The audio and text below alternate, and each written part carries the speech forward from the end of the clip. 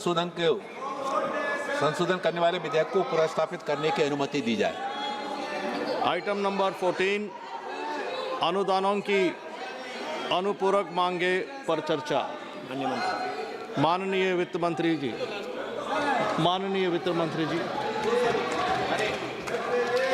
माननीय सभापति महोदय जी, मैं बिल इंट्रोड्यूस करता हूँ।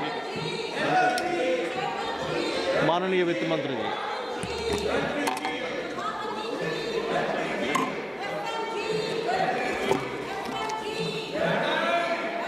Thank you very much, sir. We've had discussions on the supplementary demand for grants, and about 33 honorable members have spoken on the subject. While with all humility, I like to admit that most members seem to have spoken largely on the general budget, on which I have already given my reply earlier.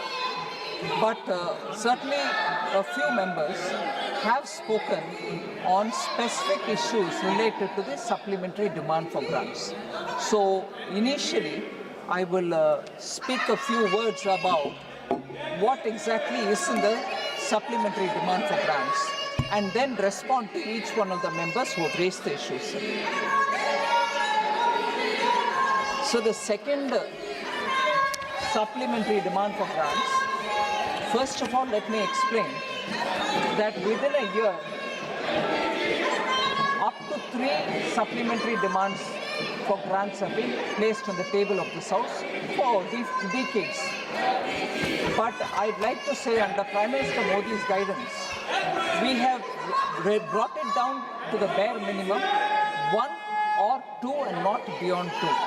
So because not beyond 2 is a self-imposed kind of a restriction, so that we don't have a habit of bringing in more and more amendments and seeking Parliament's approval, we have made sure that we will minimize it to 2.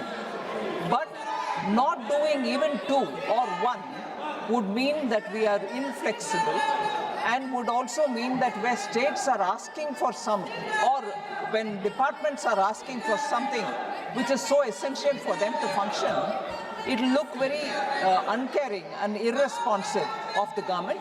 And therefore, I think supplementary budget, which as per the original constitution makers, supplementary demand for grants is a very useful instrument. And where it is necessary, we will have to use it.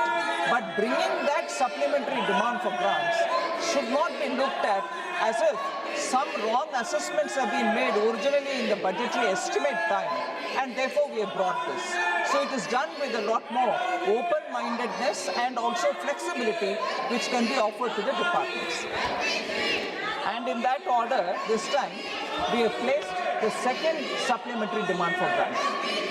Sir, in this, I seek the approval of the Parliament for expenditure requirements related to 61 grants. This involves gross expenditure of about 2.81 lakh crore through cash or technical or token supplementaries. The present proposal also includes an amount of 902 crore rupees that is being provided for recouping advances of an equivalent amount from the Contingency Fund of India. So, 2.01 lakh crore is the cash supplementary which is being taken under 18 grants, while 0.80 lakh crore is the technical supplementary, and that's being sought for 32 grants, and 59 total supplementary items are being sought from 43 grants. Upfront, I like to say that this 18 plus 32 plus 43 may not add up to 61, which I originally said 61 grants are being placed here, is because some of them repeat or overlap, so the numbers may not add up. With respect, I would want members to be taking this fact into cognizance. Now, first of all here, I also would want to give that point as a reiteration I wish to reiterate that with all this extra that we are coming up with, technical supplementary, cash supplementary, I do not want any member of the parliament to wonder if I will be able to reach the fiscal deficit number that I have said during placing the budget here. The budget for 26-27 certainly states what's the budget fiscal deficit for the year ending March 31st, 2026 is going to be, and the rest is going to be for the rest. So we are not going to in any way not fulfill the word given in the budget. So I wish to reiterate that the commitment which has been given in this house for the second supplementary inclusive of the second supplementary demand for grants will be within the fiscal deficit presented, the target that has been presented in this parliament on 1st February 2026. Sir, it's important for us to also recognize that we have announced 57,381.84 crores for Economic Stabilization Fund. And this I would want to elaborate a bit because 57,381 is fairly a big amount, and therefore I want to explain as to why I have brought that in. The fiscal reforms, particularly the policy initiatives that have been undertaken post-COVID-19, made sure that the economy recovered well. We have strengthened the overall macroeconomic framework. Now, this has enabled us to absorb the shocks, the economic shocks of various nature, without deviating from the fiscal consolidation roadmap. But I want to highlight the point that the proposed Economic Stabilization Fund will provide fiscal headroom to allow India to respond to the global headwinds, such as the recent crisis, unanticipated supply chain disruptions, unexpected shocks to subsectors in Indian economy, and any other event that may have significant fiscal implications. So in anticipation of what cannot be anticipated, we are coming up with Economic Stabilization Fund. Now, therefore, sir, it's an irony that even when I'm talking about how the government is preparing for ourselves to face any unexpected events, inclusive of supply chain disruption, inclusive of LPG, they're not willing to hear the reply. They want to have their own agenda. चलाओ, सड़क पर, सीढ़ियों पर बैठकर चाय पियो, मगर LPG के ऊपर चक्कर चलाओ. ये है हमारी ऑपोजिशन.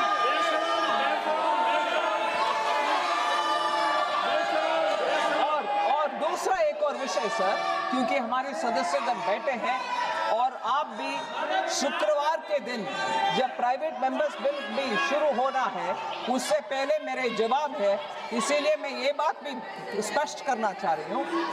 इस देश में ऐसे विदेश में जो विषय हो रहा है उसके वजह से जो दिक्कत हमारे देश में आ रही है उसको हमारे नेतृत्व माननीय मोदी जी के द्वारा उसको कैसे सामना करना है, फंड प्रोवाइड करना है और तैयार रहना है.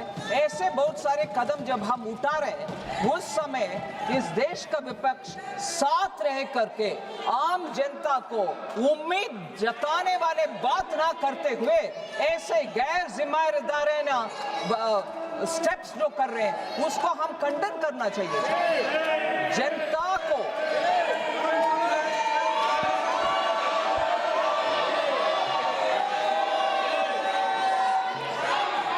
इस देश में आप कृपया अपनी जगह चले जाइए. आप जिस मुद्दा पे बात कर रहे हैं एलपीजी में, वित्त मंत्री जी एलपीजी के बारे में बात कर रहे हैं, आप सुनना नहीं चाहते.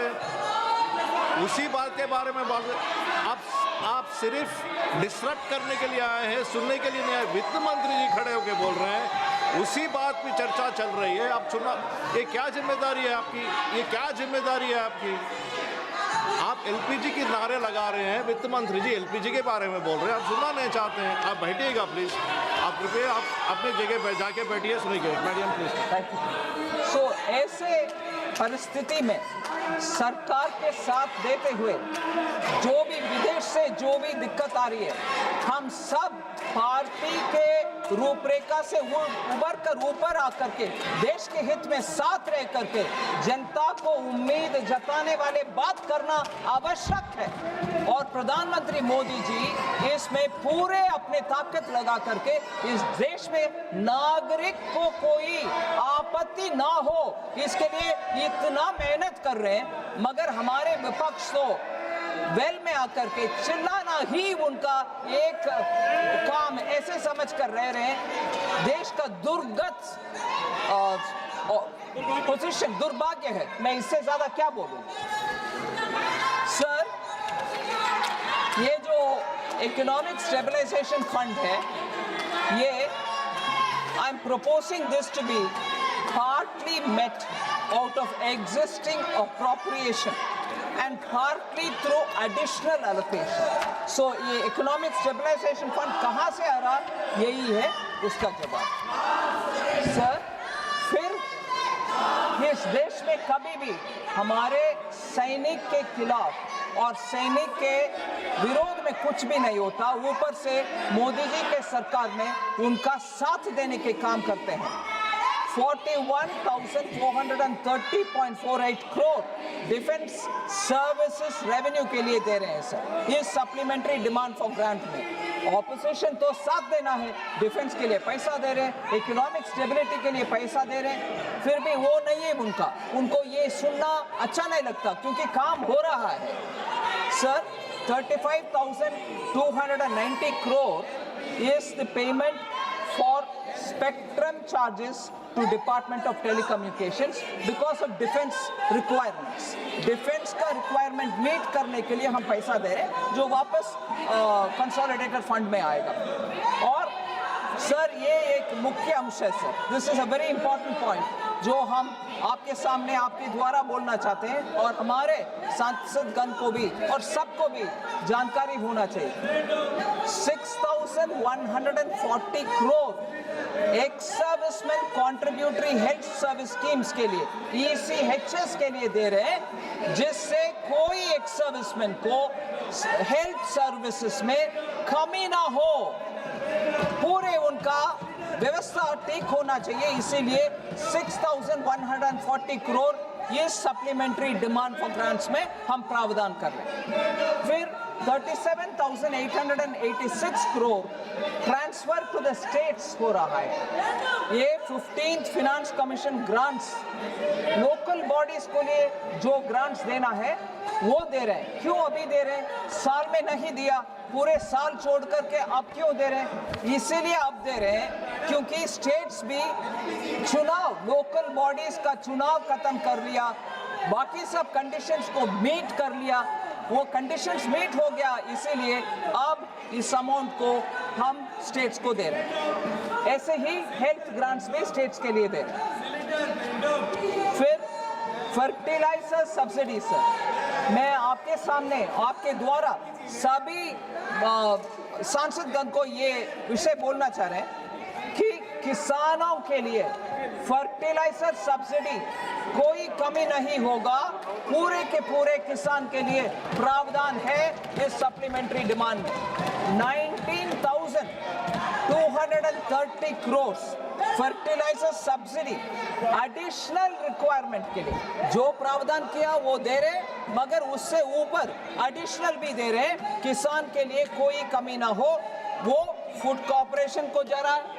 और मुख्य है डिस्ट्रिक्ट डिसेंट्रलाइज्ड, हर एक स्टेट डिसेंट्रलाइज्ड प्रोक्योरमेंट प्रोसीजर के द्वारा उनके अपने स्टेट में किसान से जो प्रोक्योरमेंट करते हैं, खरीदते हैं किसान से, उनके लिए भी पैसा इस फर्टिलाइजर सब्सिडी के द्वारा जो फर्टिलाइजर के लिए जा रहा है वो जाएगा, मगर उससे ऊपर 23,641 करोड़ PM गरीब कल्याण अन्न योजना के लिए जा रहा है। पीएम गरीब कल्याण अन्न योजना 2 रास्ता से जा रहा है सर। वो पैसा फूड कॉर्पोरेशन ऑफ इंडिया के लिए जा रहा है। फिर जैसे मैंने बताया, स्टेट्स उनके अपने तरफ से जो प्रोक्योरमेंट, जैसे मध्य प्रदेश राज्य गेहूं किसान से खरीदते हैं, उनके लिए भी इसके द्वारा पैसा जाएगा। सो गरीब कल्याण अन्न योजना में कोई दिक्कत ना हो, उनको पूरे मिलेगा। किसान के लिए कुछ कमी ना हो, उनसे प्रोक्योरमेंट भी होगा, दोनों के लिए पैसा इस सप्लीमेंट्री डिमांड फॉर ग्रांट्स में। अगर सर, मैं बार बार मेरे दुख व्यक्त करती हूँ, ये सब आम नागरिक के लिए जो वेलफेयर प्रोजेक्ट्स के द्वारा हम पैसा दे रहे हैं और अन्न या गेहूं दे रहे हैं गरीब कल्याण के लिए, उसके लिए प्रावधान देने वाले सप्लीमेंट्री डिमांड फॉर ग्रांट्स के ऊपर इनका कोई ध्यान नहीं है। उनका नाराबाजी के ऊपर ही है इनका ध्यान। सर, फिर एमएसएमई के लिए, उनके लिए छोटे छोटे कारोबार के लिए पैसा देने के लिए SIDBI, that is small industries development bank of India, उनको हम 3000 करोड़ दे रहे हैं इस सप्लीमेंट्री डिमांड फॉर ग्रांट्स के द्वारा। One second madam, one second. माननीय सदस्यगण, ये जो सप्लीमेंट्री स्पीच वित्त मंत्री जी दे रहे हैं, सारा देश सुनने के लिए बैठा हुआ है, सब टीवी के सामने बैठ के सुन रहे हैं। अभी वित्त मंत्री जी ने बताया है कि राज्य को 38,000 करोड़ का सैंक्शन किया हुआ है। अब ये जनता पूरे देश में सुनना चाहते हैं, आप क्या नारेबाजी लगा के वित्त मंत्री का आवाज़ सुनने नहीं दे रहे हैं? और फार्मर्स के लिए सब्सिडीज के लिए 18,000 करोड़ उसका भी उन्होंने डिस्कस किया है। और तो आप सुनना नहीं चाहते हैं, आप सुनना नहीं चाहते तो अलग बात है, देश की जनता सुनना चाहते हैं। नहीं, आप कृपया आप जाके बैठिए, आप जाके बैठिएगा please. Please give an opportunity for the nation to listen to our speech. It is a very important thing. Let the entire nation is waiting. No, thank you, please, no madam. Sir, lastly एक और विषय में बोलना चाहिए sir, जो opposition के representatives को कोई संबंध नहीं है, उनको कोई परवाह नहीं, मगर दोबारा आकर के इधर खड़े होकर के मनरेगा के लिए क्या दिया, इस सरकार ने मनरेगा का फंड कम कर दिया, ऐसे बोलने के समय मैं पता नहीं मेरे गुस्सा को कैसे कंट्रोल करूंगी। जब मैं जवाब दे रही हूँ, बजट में प्रोविजन दे रही हूँ, उस समय नहीं सुन रहे, और ऊपर से मेरे बात किसी को पहुंचना, ये ऐसे खड़े होकर के मेरे आवाज को दबाने के लिए कोशिश कर रहे हैं, उसके लिए मैं खंडन करती हूँ इनको। MNREGA sir, Mahatma Gandhi rural employment guarantee scheme, G Ram G bill जब हम लेके आए थे, उस समय 95,000 करोड़ का प्रावधान किया, वो बीई में है, 1 अप्रैल से लागू होगा। बजट इधर फाइनेंस बिल वगैरह पास होने के बाद 1 अप्रैल से हर राज्य को जी राम जी बिल के तहत 95,000 करोड़ का प्रावधान है। मगर उसके अलावा पहले से पेंडिंग बिल्स के साथ बहुत सारे राज्य बैठे हैं और ये बात भी उठाते हैं कि वो क्या हो गया, आपके जी राम जी आ गए, मगर हमारे पुराने बिल का क्या होगा। 30,000 करोड़ वो पुराने बिल के लिए इस सप्लीमेंट्री डिमांड फॉर ग्रांट्स में, इस सप्लीमेंट्री डिमांड फॉर ग्रांट्स में मार्च 31 तक जो मनरेगा लागू है उसके लिए 30,000 करोड़, नया 1 अप्रैल से जी राम जी आने वाले हैं, उसके लिए उस बजट में, नया बजट में 95,000 करोड़, कोई कमी नहीं छोड़ रहे हैं। हमारे कमिटमेंट मनरेगा का भी और जी राम जी का भी पूरे के पूरे इंप्लीमेंट हो रहे हैं, ये सुनना नहीं चाहते हैं।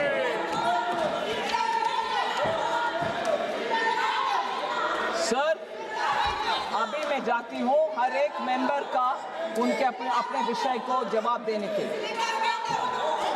सर,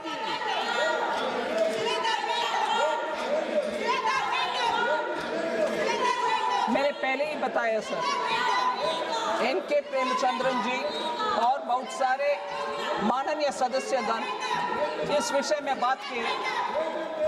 सर, इस विषय में बात करने के समय सप्लीमेंट्री डिमांड के ऊपर बोले कि ये बार बार सप्लीमेंट्री डिमांड फॉर ग्रांट्स लेके आने में आपके पुअर बजटिंग दिखता है, ना कि रिस्पॉन्स दिखता है।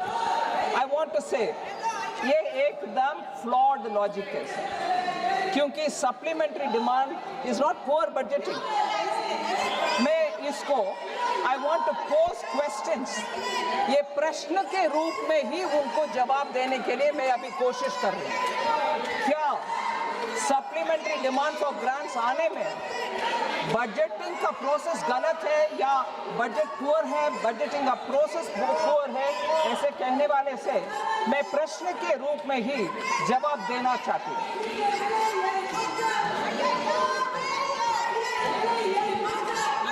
Are the honorable members from the opposition suggesting that in times of unforeseen challenges should the government not create a fiscal buffer? ये इक्वलाइजेशन फंड जो मैंने बताया ओवर 50,000 करोड़ का, ऐसे परिस्थिति में क्या है इक्वलाइजेशन एक फंड इमरजेंसी के लिए क्रिएट करना सही नहीं है? सो सप्लीमेंट्री डिमांड फॉर ग्रांट्स हम देना, इसका मतलब ये इमरजेंसी के लिए कोई प्रावधान नहीं करें हम, यही है उनका मकसद है सर। जब जैसे सप्लीमेंट्री डिमांड फॉर ग्रांट्स क्यों ले आ रही हो, बजट में क्यों सोचा नहीं है? इमरजेंसी सिचुएशन जब डेवलप होता है उस समय हम ऐसे इक्वलाइजेशन फंड ले आना, इमरजेंसी के लिए ले आना गलत है क्या? मैं एनके प्रेमचंद्रन जी से पूछ रही हूँ। फिर ऐसे शॉक्स, सप्लाई चेन डिसरप्शन और सडन सेक्टोरल क्राइसिस जो होता है उस समय हमारे सप्लीमेंट्री डिमांड फॉर ग्रांट्स के द्वारा जो हम फंड क्रिएट कर रहे हैं वो नहीं चाहिए क्या? ये एडमिनिस्ट्रेशन के साथ अंडरस्टैंडिंग के साथ प्रश्न पूछ रहे हैं या वैसे ही पूछ रहे हैं, मुझे समझ में नहीं आ रहा। Second sir, are you suggesting then, जो members पूछ रहे हैं, are you suggesting that the government should not ensure adequate fertilizer supply for farmers? ये अभी supplementary demand for grants के द्वारा farmers के लिए fertilizer के लिए पैसा दे रहे हैं, क्या वो देना नहीं चाहते हैं आप लोग? मैं रोकूं, किसान विरोधी प्रश्न है ये सब, किसान विरोधी। फिर sir, I am glad to say that the current fertilizer stocks for April 2026 stand at 163 lakh metric tons compared to 128.54 lakh metric tons. 26% higher दे रहे हैं इस बार fertilizer subsidy. This has been possible only because of the foresightness of the government. In addition, the additional allocation which is being given in the second supplementary demand for fertilizers is to ensure that the Rabi, अभी तुरंत आने वाले खरीफ है, उसके पास उसके लिए खरीफ के लिए हमारे पास पूरा स्टॉक है फर्टिलाइजर का। फर्टिलाइजर का स्टॉक खरीफ के लिए हमारे पास पूरे हैं, मगर आने वाले रबी के लिए आपसे टेंडर नोटिस निकालना, नया इंपोर्ट करना, उन सब के लिए जो जब फर्टिलाइजर मिनिस्ट्री काम करती है उनके हाथ में पैसा रहना है, इसीलिए हम प्रावधान अभी ही कर रहे हैं। आने वाले रबी जो दिसंबर, जनवरी, फरवरी में आएगा, दिसंबर 26, जनवरी 27 में आएगा, उसके लिए अभी ही प्रावधान कर रहे हैं।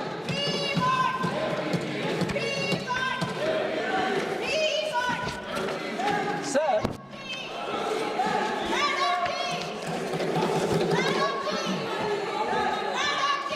मैंने मनरेगा का विषय बताया सर, वो अगर सप्लीमेंट्री डिमांड फॉर ग्रांट्स नहीं ले आते, वो 30,000 पेंडिंग बिल्स तो पेंडिंग ही रहेगा। वो ठीक है क्या आपको? सप्लीमेंट्री द्वारा 30,000 आप इस साल में जो पेंडिंग बिल्स है वो पेमेंट करके हम ले आ रहे हैं, वो नहीं चाहते हैं क्या?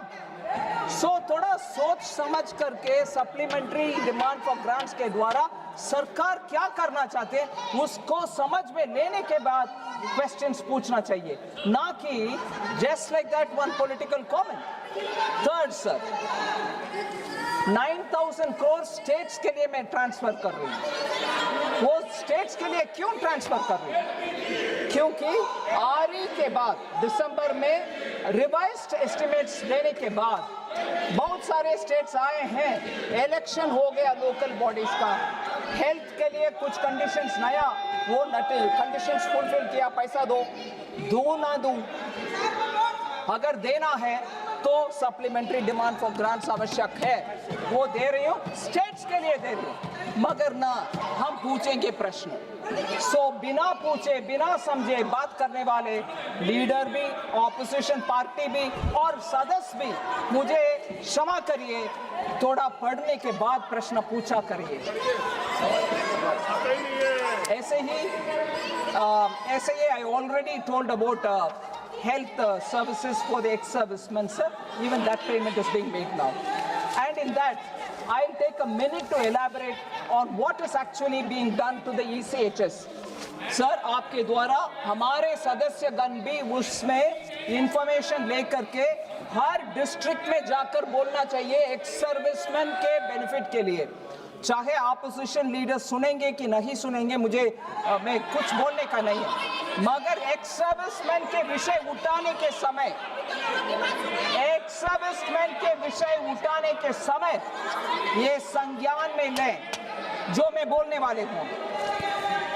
Sir, ex serviceman contributory health service के लिए बड़ा सा खर्च होता है और इस देश के एक्स सर्विसमैन के लिए हम गर्व से वो सपोर्ट करते हैं, मना नहीं करते। और in this supplementary provision has been made for cash supplementary of 6,141 crores for ECHS. This amount includes additionality of 2,863 crore agreed in the RE of 25-26.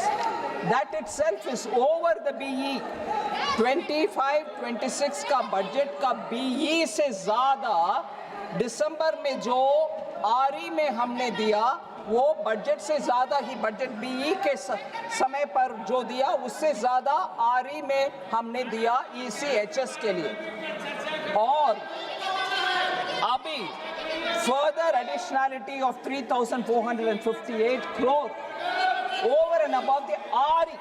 So RE से ज़्यादा अब सप्लीमेंट्री डिमांड में RE से ज़्यादा हम ECHS के लिए दे रहे हैं। इस बार 11,000 crores हम दे रहे हैं सर। टोटल एलोकेशन मैं ध्यान से हर एक मेंबर का सुनने के लिए रिक्वेस्ट करती हूँ। Total allocation under ECHS for the FY 25-26, ये गौर से सुनिए। Total allocation for ECHS for the year 25-26 March 31st तक का साल के लिए टोटल ECHS के लिए अभी 6,141 करोड़ के साथ 14,458 करोड़ हम दे रहे हैं ECHS के लिए। Ex serviceman contributory health service के लिए केंद्र सरकार दे रही है। Okay,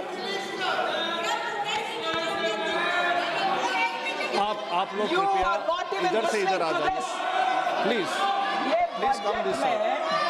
No, you cannot go towards the treasury benches. You know this. You should not go towards the treasury benches. Please come this side. No, not done. Sir, no, you I'm can't astonished, disrupt. sir. Please, sir. I'm astonished. There is a member standing there in the well saying, and he's coming around now to say it's not released. How will I release without the parliament passing? How will I release without the parliament passing? How will I release?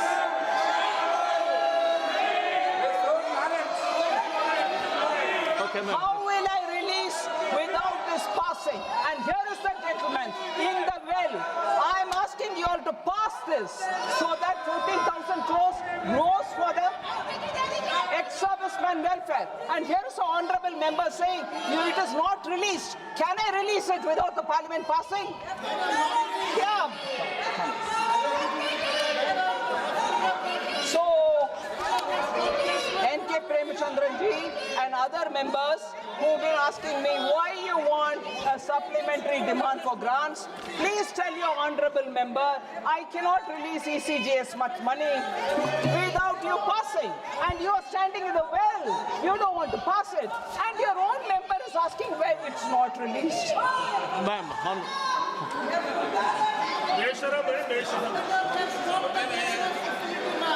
Sir, I'll go to the next one, sir. The next set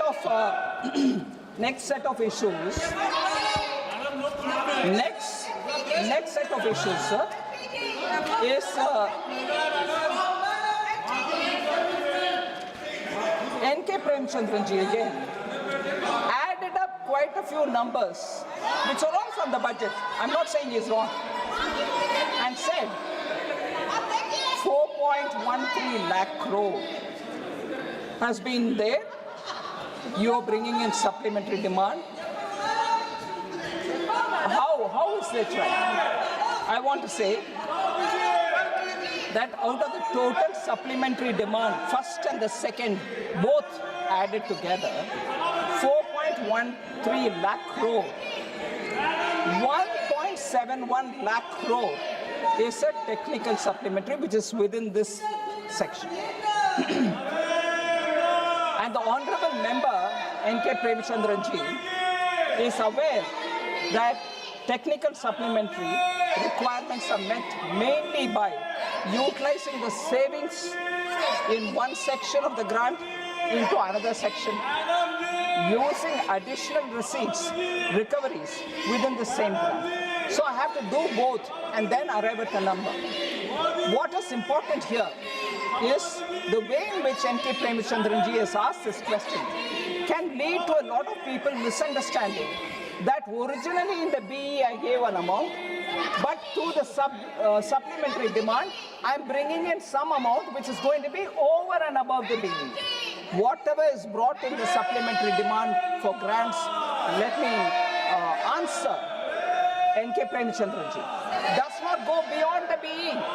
What I've asked for BE in this House 1st February 2025 is what is now being complied with, even though through two supplementary demands. That number does not exceed. So I want him to appreciate that fact. Sir, the RE being lower than the BE 25-26, there is no increase in expenditure beyond the BE of 25-26 to this second supplementary. What are the items on which I'm spending? Fertilizer subsidy, 19,000 crore, which was in the first STG. Compensation to oil marketing companies of 9,500 crore, again first supplementary. MHA including Manipur package, which is about 2,600 crores, again in the first supplementary. Ladakh gets 2,500 crores, first STG. Then MEA gets 1,200 crores, again from the first supplementary. Higher education gets 1,300 crore, again from the first STG. Now the second supplementary, Defense Spectrum, 36,000, Economic Stabilization Fund, 50,000 crore, food subsidy, 23,000 crore, and Finance Commission grants, partly about 20,000 crore, second supplementary demand. So none of this put together exceeds the BE amount, so I'm not bringing in new burden other than what was mentioned in the BE. Sir, there were other members who spoke about the global crisis, fertilizer prices, urea production going down.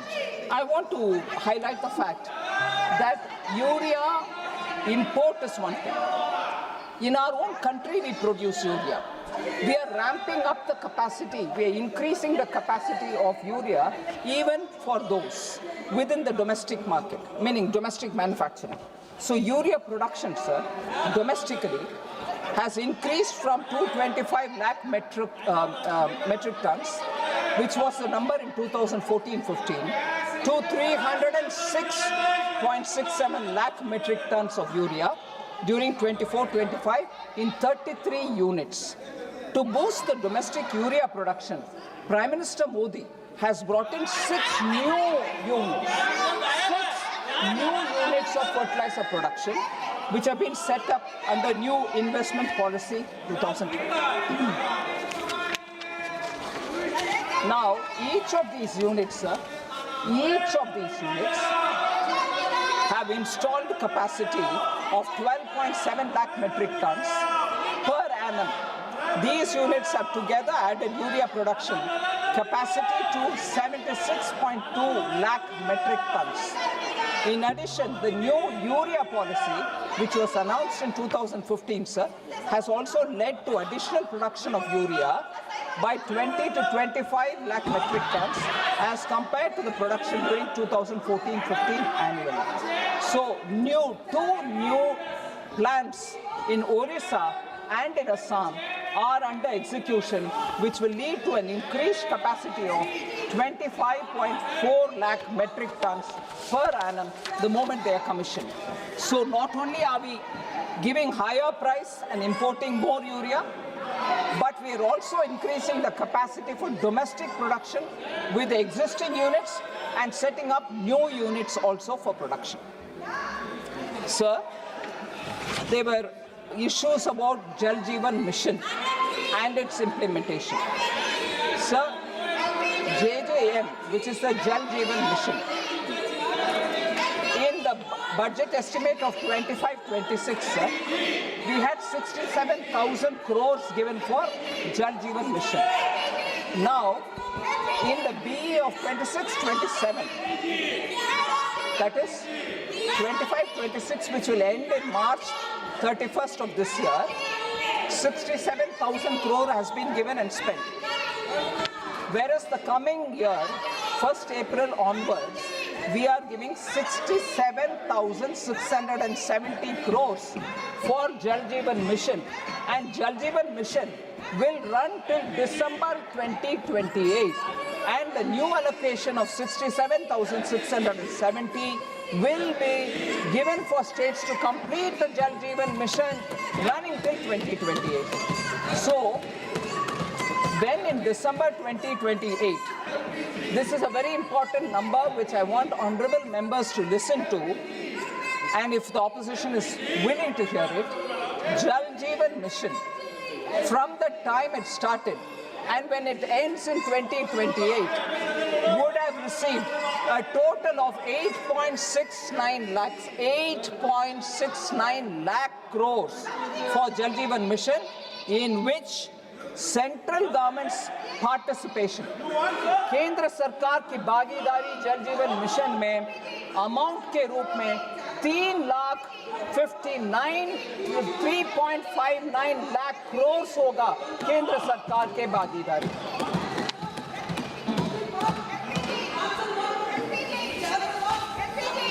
Sir, I'm not able to see the member, probably is here. Ram Shiromani Verma ji, sir, Ram Shiromani Verma ji एक शायरी के माध्यम से बोला, सिर्फ झूठे वादों से देश की तकदीर नहीं बदलती. सप्लीमेंट्री डिमांड और संसद के गंभीर प्रतिक्रिया के बीच में आप शायरी के कर रहे हैं, ये बड़े ही विचित्र बात है सर. वो नहीं है.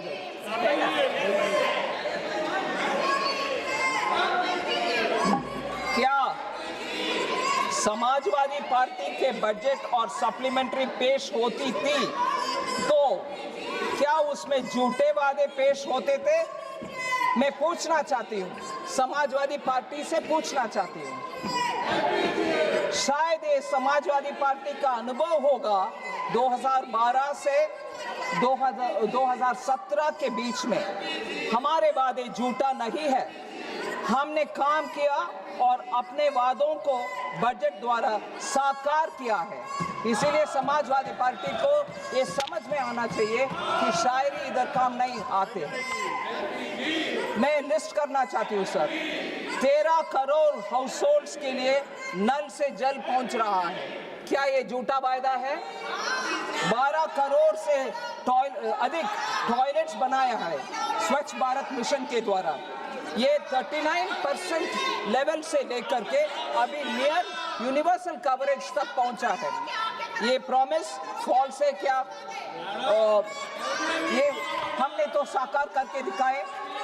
4 करोड़ हाउस होल्ड्स, ये रूरल भी अर्बन भी, आवास योजना कंप्लीट हुआ है। झूठा वादा घर बनाते हैं क्या? हम करके दिखाए।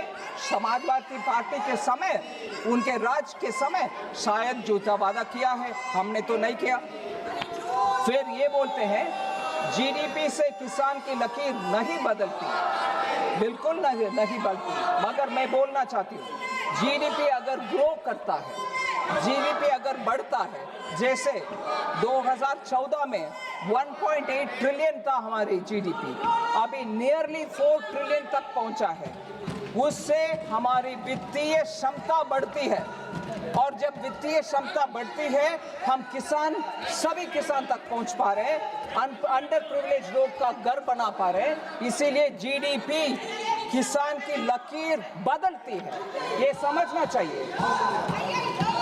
और उसके लिए मैं नंबर भी देना चाहती हूँ।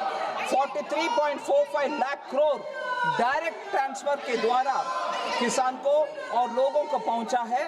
अर्लियर आपको याद होगा सर, हर रुपया भेजने में 15 पैसा ही जाता था, अभी तो 43.45 लाख पहुंचा है, 100% पहुंचता है। फिर समाजवादी रूल के समय यूपी में शुगर केन फार्मर्स में डाइंग वेटिंग फॉर पेमेंट्स, अभी वो नहीं है। किसान 9.30 किसान को डायरेक्ट बेनिफिट द्वारा पैसा मिलता है। समाजवादी पार्टी के समय आत्महत्या करके किसान मरे। सर, पीएम गरीब कल्याण अन्न योजना के द्वारा 12 लाख करोड़ गेहूं और अनाज चावल मिला है गरीबों को। 12 लाख करोड़ रुपया तक लोगों को पहुंचा है पीएम गरीब कल्याण अन्न योजना के द्वारा। समाजवादी पार्टी जरा सोच ले, जीडीपी बदलने में, बढ़ने में हमारी क्षमता बढ़ती है और किसान को वो पहुंचाते हैं। और पीएम किसान आज शाम को माननीय प्रधानमंत्री जी दे रहे एक और हिस्सा, उसको सहित, उस अमाउंट को सहित लेकर के, साथ लेकर के मैं कुल मिलाकर के किसान को कितना पहुंचा है वो बोलना चाहती हूँ। 4.27 लाख करोड़ पहुंचा है किसान को। जीडीपी बदलने में हमारा वित्तीय क्षमता बढ़ती है, किसान को 4 लाख से ऊपर अमाउंट डायरेक्टली मिला है। ये समाजवादी पार्टी थोड़ा सोच ले शायरी इधर आकर बोलने से पहले। शायरी करने से तो बिल्कुल भी लकीर नहीं बदलती है। राम शिरोमणि वर्मा जी ने कहा, नीति और बजट से तस्वीर नहीं बदलती। मैं ये बोलना चाहती हूँ, हमारी सरकार ने सूरत और तस्वीर दोनों को बदली है।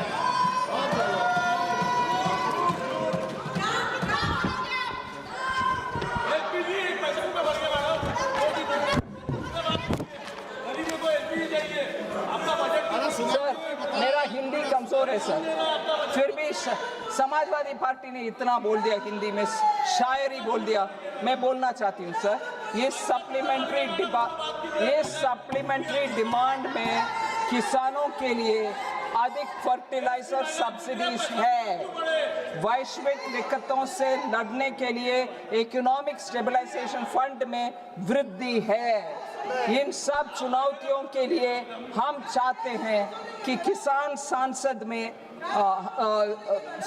में हम चाहते हैं कि सांसद में हमें अच्छे सुझाव मिले, पर यहाँ समाजवादी के सदस्य शायरी कर रहे हैं। ये सब मेनपुरी और साइफाई के लिए जरूर उचित होगा, सदन के लिए नहीं। ये सब संसद के बाहर और टीवी डिबेट्स के लिए ठीक है, यहाँ के लिए नहीं। आप शायरी लिखते रहिए, हम इतिहास लिख रहे हैं, हम तस्वीर बदल रहे हैं।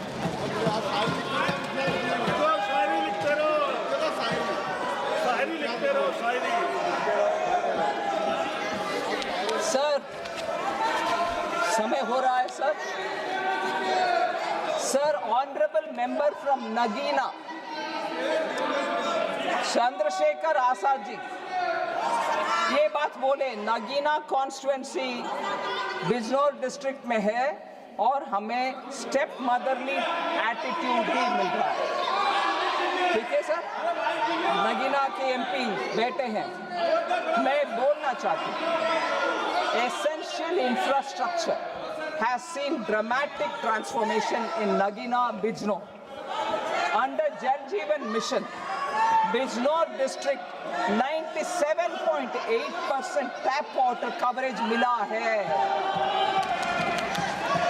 5 lakh rural households now receiving functional tap connections. 2019 से पहले 18,237 हाउसहोल्ड, मतलब 4% का ही टैप वाटर मिलता था, अभी 97.8% को मिल रहा है। और out of 2254 villages, 2,254 villages, 1,738 have already received 100% tap connections in Bijnor district. 11 blocks और 1,123 पंचायत को पूरे 100% जल जीवन मिशन का कवरेज मिला है। फिर पीएम आवास योजना अर्बन में 23,000 houses have already been completed, Bijnor district. फिर आयुष्मान भारत, पीएम जन Ayushman Arogya Yojana, 3.32 lakh families have been covered in Bijnor district. और 10.66 lakh individuals, व्यक्तिगत हिसाब देखें तो 10.66 लाख लोगों को बिजनौर में आयुष्मान भारत इंश्योरेंस मिल रहा है। फिर बिजनौर डिस्ट्रिक्ट में 418 आयुष्मान आरोग्य मंदिर है। फिर 18 जन औषधि केंद्र भी है बिजनौर डिस्ट्रिक्ट में।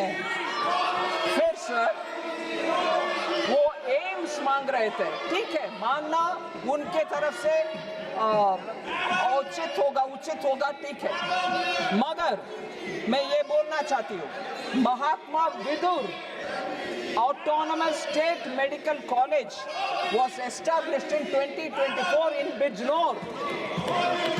सर, मुझे ये जानकारी मिलकर बहुत खुशी मिला कि महाभारत में बहुत ही सम्मानजनक एक कैरेक्टर है, एक व्यक्तित्व है, महर्षि विदुर, जो उनके ज्ञान के लिए हम सब रिस्पेक्ट करते थे।